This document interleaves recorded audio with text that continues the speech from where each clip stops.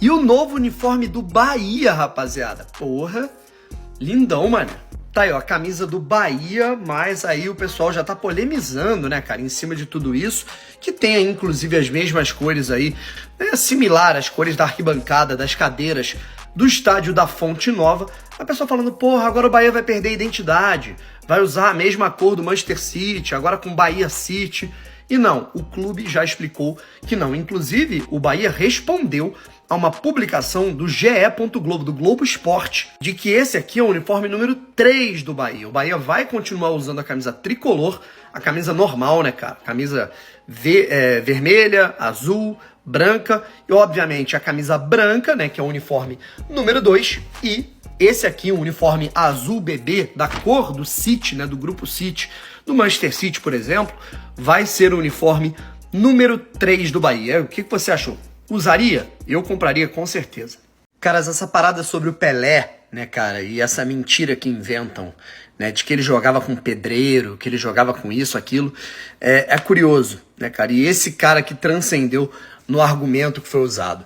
Vocês viram aí o vídeo, né, que eu fiz sobre, fazendo alusão, né, ao Messi, né, como se a gente tivesse em 2070, né, o pessoal ia desmerecer o Messi, ia falar que os números do Messi são mentirosos, como fazem com o Pelé hoje. E aí um cara falou, mas os números do Pelé são uma farsa mesmo, ele jogava contra pedreiro. E é uma coisa que, se você pergunta pra quem inventa isso, a pessoa evapora, ela não traz nenhuma informação, nenhuma fonte, ela inventou isso e pronto, ela não prova o que ela tá falando. E aí, sobre isso de jogar contra pedreiro, pega isso aqui, ó, na fortíssima eliminatória europeia, pra Copa, a Inglaterra enfrentou San Marino, o jogo acabou 10-0. Absolutamente todos os jogadores da seleção de San Marino, isso em 2021, tá bom, pessoal? Tinham outra profissão além do futebol. Ou seja, a Inglaterra atual enfrentou engenheiro, pintor, dentista, pedreiro, por aí vai.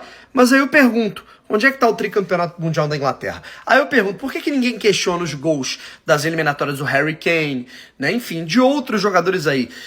A Islândia, por exemplo, que chegou a uma Copa do Mundo, né, cara, que inclusive jogou muito bem a Eurocopa, também é cheio de pedreiro, cheio de jogador que é dentista, enfim. Mas aí só preferem desmerecer o Pelé. Chegou a hora de escolher o seu lado, rapaziada. Está se formando uma nova disputa individual no meio do futebol. Haaland e Mbappé. No dia de hoje, estou gravando aqui no dia 28 de dezembro, o Mbappé garantiu a vitória do PSG nos acréscimos com um gol de pênalti. E o Haaland marcou mais 2 gols na Premier League na vitória sobre o Leeds United por 3-1. E aí eu vou puxar esse perfil aqui que fez esse questionamento. Beleza, é hora de você escolher o seu lado para os próximos, talvez, 10 anos aí do futebol. Você é Mbappé Zete ou Haaland Zete? Do mesmo jeito que você tinha um lado entre Messi e Cristiano Ronaldo. Ou você vai ter que escolher Mbappé ou Haaland. Eu tenho o meu lado pessoal, né? Isso daqui não é uma... eu prefiro, acho que joga mais, tal. Pessoalmente, eu sou muito mais fã do Haaland do que do Mbappé. Porque, enfim, tenho meus motivos. Mas e aí? Quem vai dominar os próximos anos do futebol? Mbappé ou Haaland? Comenta aí. E essa faixa aqui levada pela torcida do PSG no primeiro jogo do Mbappé, depois da final da Copa do Mundo, em que ele marcou 3 gols, jogou muita bola, mas foi vice-campeão. Traduzindo aqui, obviamente, do francês. Kylian, o futuro pertence a você. Concordo. Artilheiro da Copa do Mundo? Beleza. Puro produto parisiense. Eu já discordo, porque, cara, ele não é um puro produto parisiense, né? Ele, inclusive, foi formado no Mônaco, né? Teve que ser adquirido pelo PSG porque jogava no Mônaco. O primeiro destaque dele na Europa é jogando pelo Mônaco. O campeão é você. Aí não, né, papai? Porque o campeão foi o Lionel Messi. E aí? Será que empolgou a torcida do PSG? Mais um dia de Premier League, mais um dia com o jogo do Manchester City e mais um dia, apesar dos chiliques de Guardiola, que chutou água, pegou na comissão técnica do Leeds, deu um princípio de confusão, ele pediu desculpa depois. Foi mais um dia em que Haaland foi feliz e marcou gols. Anota mais 2 para conta desse extraterrestre, essa máquina de fazer gols. O Rodri também marcou dele, mas os outros 2 gols foram do norueguês com muito repertório para marcar, Erling Haaland. 3-1 para cima do Leeds United, mais um visitante vencendo nessa rodada da Premier League, que coisa, né? Anota aí, meu camarada. Agora são 20 gols em 14 partidas na Premier League. Que loucura. Então não tem isso de adversário, de campeonato, de nível, não tem mais desculpa, cara. O cara jogava na Áustria, arrebentava. Jogava na Alemanha, arrebentava. Foi pra Inglaterra, campeonato mais intenso, né? A liga mais competitiva do mundo, dentre as ligas nacionais, tá arrebentando também. Daqui a pouco, se duvidar, meu amigo, o cara chega à média de 2 gols por jogo. Vai brincando. O PSG tá de volta às atividades depois da Copa do Mundo. E com ele, muita novela, dentro e fora de campo. Em campo, a começar com brasileiros, frustrados na Copa do Mundo, brilhando. Assistência de Neymar e gol de Marquinhos. Legal ver o Marquinhos fazendo dele, né? Depois de ter perdido aquele pênalti, né? A bola ter desviado nele no jogo contra a Croácia, mas aí, gol contra do Marquinhos, empate do adversário. O Strasbourg empatou a parada e a parada também azedou para esse camarada aqui. Neymar, que estava jogando muita bola e fez simplesmente isso aqui, esse elástico maravilhoso, perdeu a linha e a cabeça. Levou aqui essa mãozada no rosto, acabou devolvendo em um dos adversários. Cartão amarelo para ele. 2 minutos depois, Neymar cai na área. O árbitro marca simulação. Neymar expulso de campo e fora da partida do Paris Saint-Germain no dia 1º de janeiro. Primeiro, a irritação com a arbitragem, depois a saída desolada de campo. Para desafogar para o Paris, pênalti, Mbappé cobrou e garantiu a vitória do PSG. 2-1. O primeiro tempo bom do Ney e do Marquinhos, jogando bola, assistência, fazendo gols. Mas o desenrolar do futebol é curioso demais. Da mesma maneira que foi contra a Croácia na Copa do Mundo, com 2 cenários sendo mostrados. A síntese do que vem sendo os últimos anos de Neymar em um único jogo. O primeiro depois da Copa do Mundo, com a camisa do Paris Saint-Germain. Um primeiro tempo de exibição magnífica, desbanjando futebol maravilhoso, dando uma assistência para o seu companheiro Marquinhos. Numa final de um campeonato do mundo. Quanto à sua qualidade, não há o que falar. Mas a reviravolta veio em aspectos que muitos criticam o Neymar em pontos específicos. O Ney levou uma mãozada, do adversário num determinado momento. Sendo para reagir a isso ou não, ele também levou amarelo por dar uma mãozada logo depois. Um minutinho após, ele cai na área. Num lance que realmente não aconteceu a penalidade. Sofreu o segundo amarelo e foi expulso.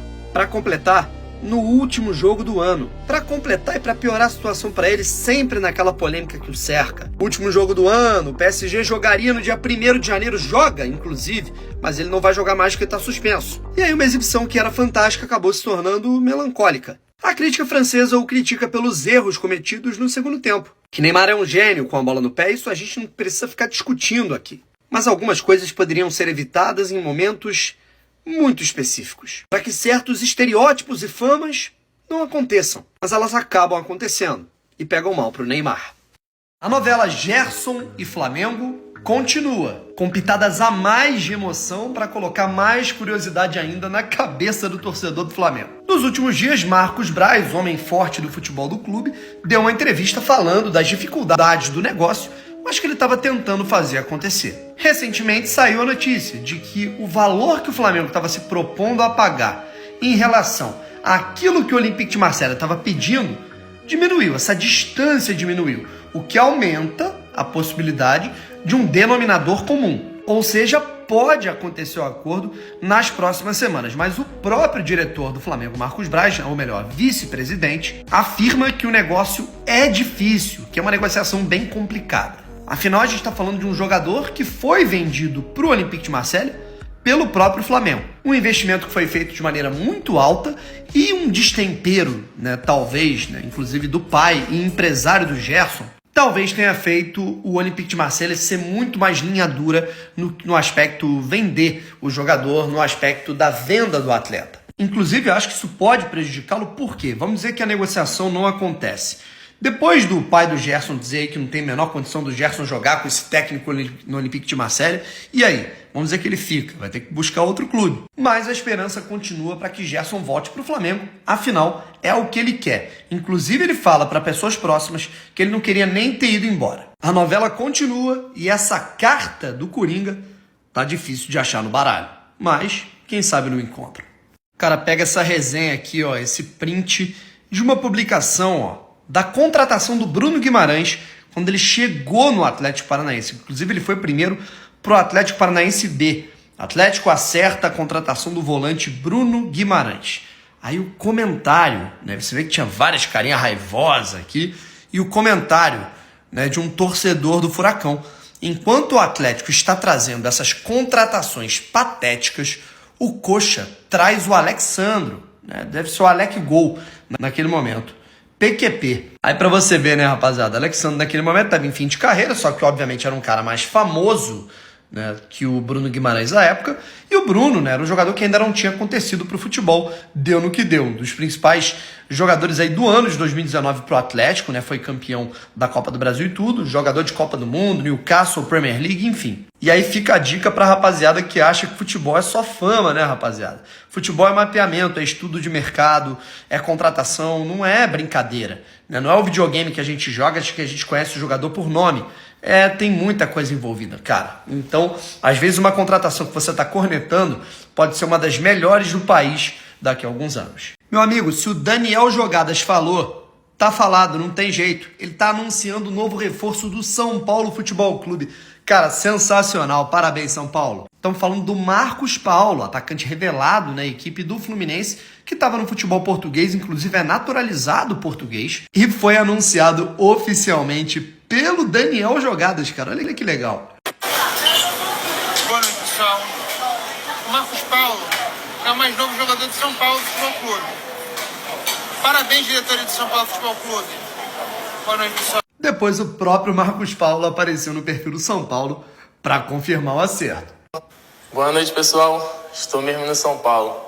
Boa noite, pessoal. Cara, o Daniel Jogadas é um fenômeno da internet, aqui dos vídeos curtos, entretém todo mundo, tem um carisma incrível, moleque fera, cara. Tive a oportunidade de conhecê-lo e muito maneiro, cara, ver esse anúncio simples e criativo da equipe do São Paulo. Boa noite, pessoal. E aí, imitei bem?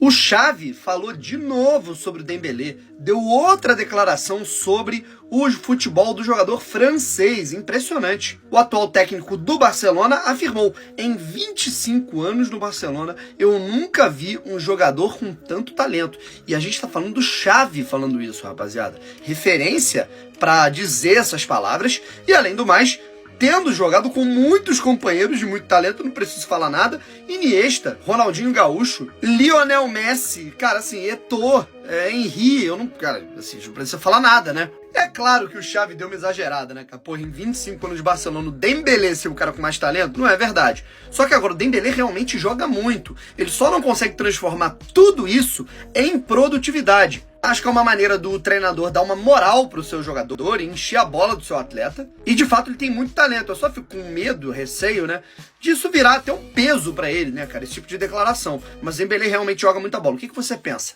Ó, eu quero saber de vocês o nome mais esquisito de um companheiro, de um amigo seu de pelada, de futebol.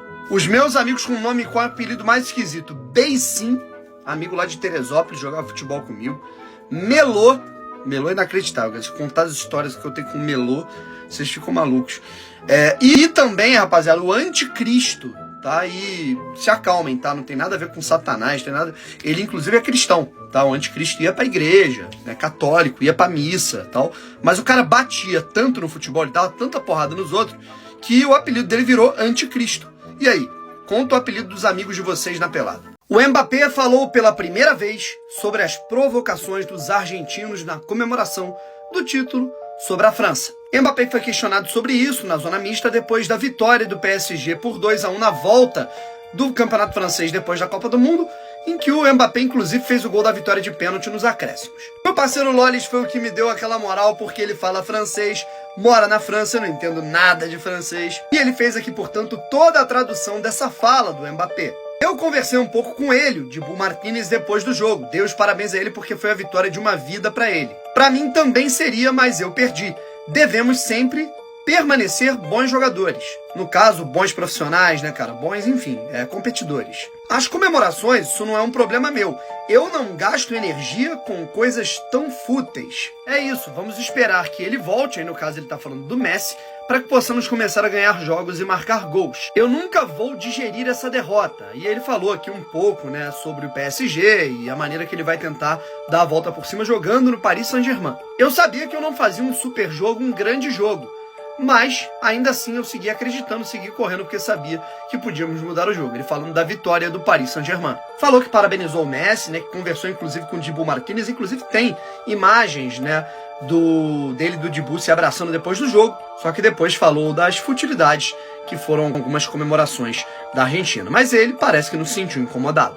O Hospital Albert Einstein informa, aos 82 anos, morre o Rei Pelé. Pelé travava nos últimos anos uma luta diária, né, contra o câncer, contra 2 tipos de câncer, inclusive. Muito já se falava das condições de saúde do rei, que eram graves, e já não tinha mais reviravolta. Ele já não estava mais respondendo aos processos de quimioterapia. Uma estrutura, recentemente, havia sido montada com uma tenda na Vila Belmiro e causou estranheza em todos. Hoje, dia 29 de dezembro de 2022, foi confirmada a morte do Rei Pelé aos 82 anos. Se você me assiste aqui e assiste a tantas pessoas, é porque você gosta de futebol. Se você ama o futebol e ele está enraizado na sua vida, agradeça a esse cara. Uma Copa do Mundo conquistada com 17 anos e gols decisivos nas semifinais, na final, como prometido ao seu pai, que foi vice-campeão em 1950. Campeão de absolutamente tudo pelo Santos Futebol Clube, que agora vai ter uma coroa acima do escudo, de maneira muito justa. Pelé derrotou grandes adversários no futebol paulista, no futebol brasileiro e do futebol europeu, seja no Mundial de Clubes contra equipes como o Benfica ou em torneios excursionais, onde ele acabava com equipes como Bayern, Real Madrid, Barcelona, entre outros. Na seleção brasileira conquistou outra Copa em 1962. Em 66 ficou pelo caminho. Foi em 70 que ele se consagrou como camisa 10. Agora como Rei Pelé, o grande protagonista daquela Copa. O rei tricampeão do mundo ainda chegaria ao gol 1000 no Maracanã e seria eternizado em todas as instâncias do futebol. Tudo que você possa imaginar, Pelé já conquistou. Pelé já fez, Pelé já alcançou. E se você desde moleque chuta uma bola de futebol ou entrega uma bola de futebol para o seu filho chutá-la, é muito por conta desse cara aqui. O nome dele vem à sua mente. E tudo que ele conquistou, que ele construiu com seus pés e sua cabeça também. Descanse em paz, o rei do futebol, Pelé, é eterno.